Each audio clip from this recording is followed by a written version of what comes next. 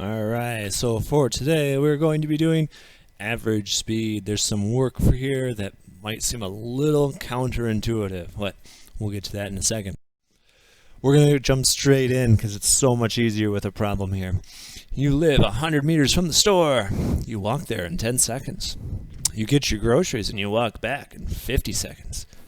Yeah, it's harder to carry the groceries, so you're going to go a little slower. Alright, so here's some questions here. Most of them are pretty straightforward. What's your speed on the way there? Well, to calculate speed, we know that velocity is equal to distance over time. Ta-da. So, how far did you walk? You walked 100 divided by the time it took you to walk there, which is 10 seconds. So you walked there at 10 meters per second. You are so talented. Now, what is your speed on the way back? Do you think you can figure this one out? Pause the video.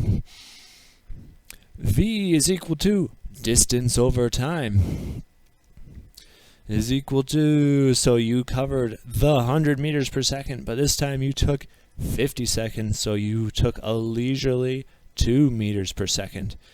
Alright, fine, we'll put the 2 in the decimal point. Alright, there we go. I could hear you, I heard you. Okay. Now, one more time, what is your average velocity? Do you know what this is? It is 0 meters per second. Why is it 0? Because remember, if you walked there and you walked back, what's your overall displacement? It is 0. I know. Okay, but now what's your average speed? Alright, so let's see what your average speed is. You think you figured it out? Alright, let me tell you something. Your average speed is not 6. Okay, I know what you're thinking. You're thinking, but average means you add them together and divide by 2. You're sort of right. Okay, yes, 10 plus 2 is 12. 12 divided by 2 is 6.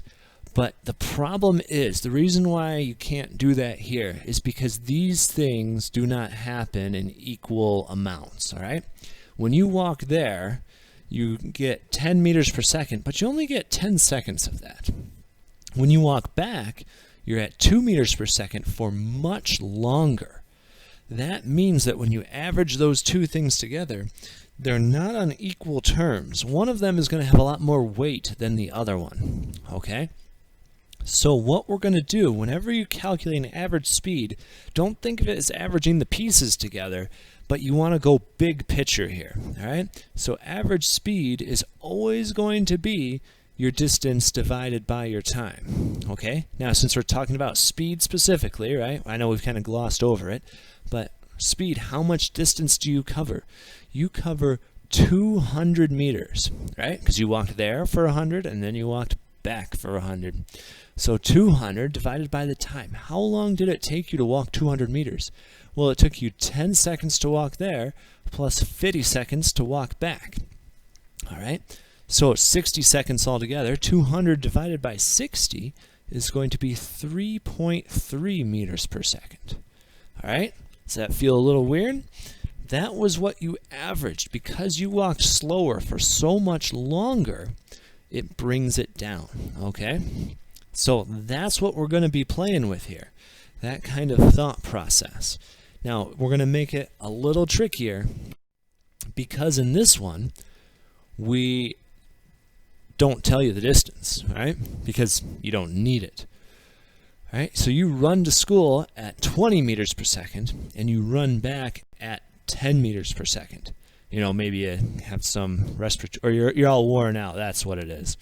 So what is your average speed? Okay? So it's not 15. It's not 15 because you're going to be running back at 10 meters per second much longer than running there at 20 per second because you're going slower. Okay? So we're going to approach this the same kind of way. All right? So your speed, I'm going to use S for speed for this kind of stuff, okay? S is equal to your distance divided by your time, right? So far, so good. Now, what's your distance? Well, we don't know how far it is when you run to school. So for an unknown, I'm just going to use x for x distance, right? You okay with that? Hopefully you can hang on. Bear with me for now. Now, how far are you going to run? You are going to run 2x, right? Because you're going to run there, and you're going to run back again. So you're going to cover 2x distance, okay? Now, we're going to divide by the time. What times are there? Well, there's 2 times. There's time on the way there, we'll call it time 1, plus time on the way back, time 2. I know what you're saying. That doesn't help because it's just 2 t's added together. Yes, I know.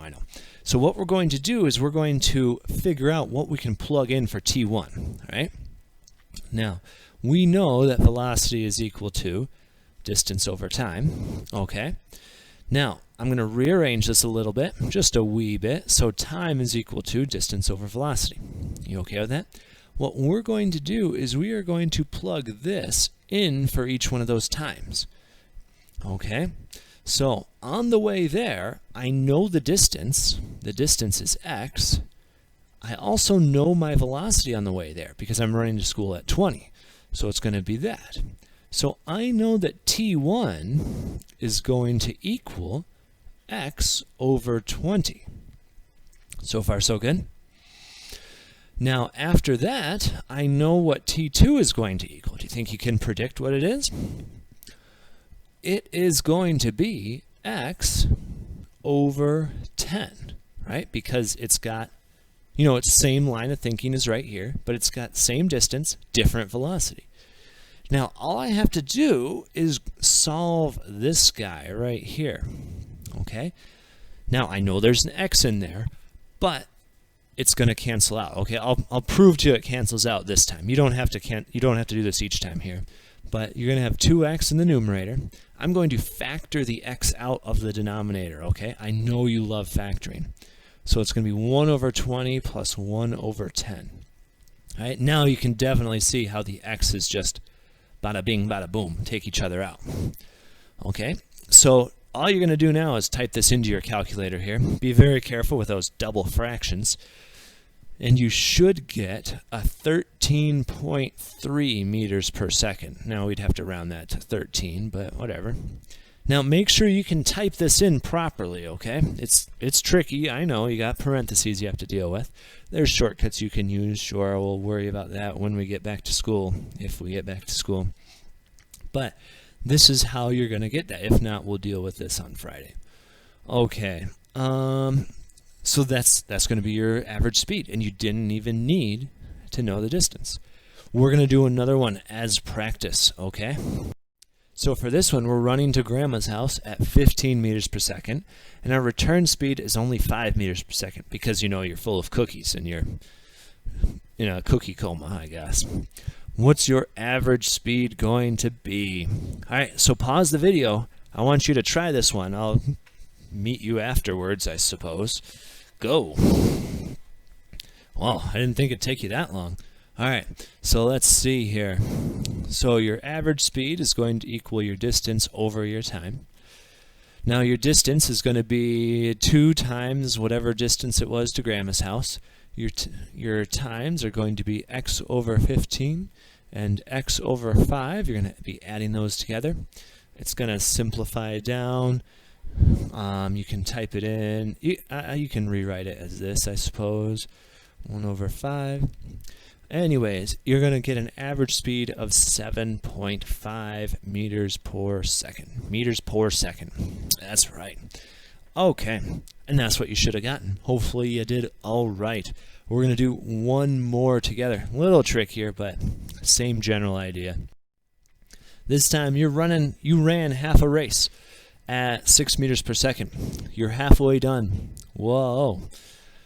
What speed do you need to average 9 meters per second for the whole thing? All right. So what we're trying to do is we're trying to figure out how fast you're going to go on the second half. All right, I want to give you a chance to try this out. Go ahead and pause the video. See if you can do it. We'll meet you after that. Did you get it? Let's find out. So same startup here. Distance over time.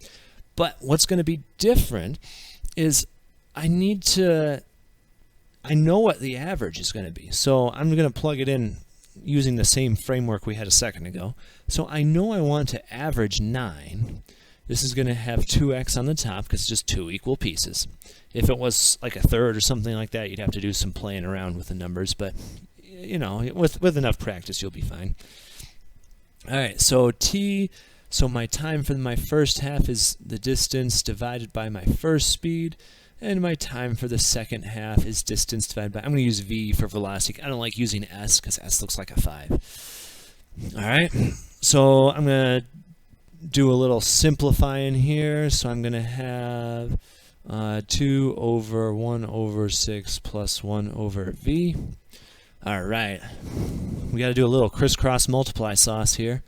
So I'm going to have 1 over 6 plus 1 over v is equal to 2 over 9. Are you okay with how we did that? So they do-si-do. So 1 over v is going to equal 2 over 9 minus 1 over 6. And then v is going to equal 1 over that thing.